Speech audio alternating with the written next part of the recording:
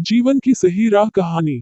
एक बार एक महोदय पहली बार किसी गांव में गए थे। जब उनकी ट्रेन स्टेशन पर गई तो वह अपने डिब्बे में से उतर गए और किसी को तलाशने लगे थे। वह बहुत सामान अपने साथ लेकर आए थे। उन्हें कुछ दूरी पर एक तांगे वाला दिखाई दिया था। वह उसके पास गए और उसने गांव में जाने के लिए पूछा था।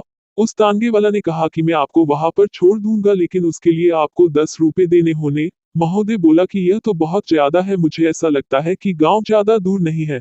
मैं इससे अच्छा तो पैदल ही चला जाऊंगा। वह महोदय पैदल ही चल पड़े, लेकिन उन्हें गांव का रास्ता नहीं पता था। धूप बहुत तेज हो रही थी, कोई पास में भी नहीं दिख रहा था। उनके सामने 4 रास्ते आए और वह मध्य यही सोचने लगे कि मुझे किस रास्ते पर जाना चाहिए।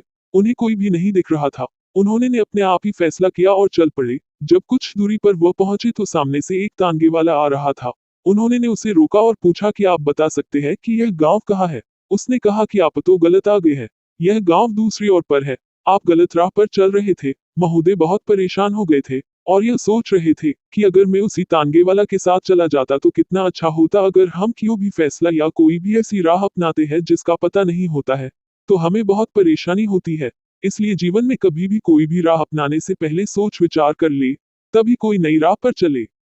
यह कहानी हमें यही सिखाती है कि जीवन में हमें कोई भी काम अगर शुरू करना है तो पहले उसके बारे में अनेक जानकारी को इकट्ठा करें और विचार करें, तभी उस काम को करें। क्योंकि अगर आप बिना सोचे कुछ भी करते हैं तो हमेशा मुसीबत में पड़ जाते हैं। इसलिए आपको हमेशा विचार करके ही आगे बढ़ना चाहिए।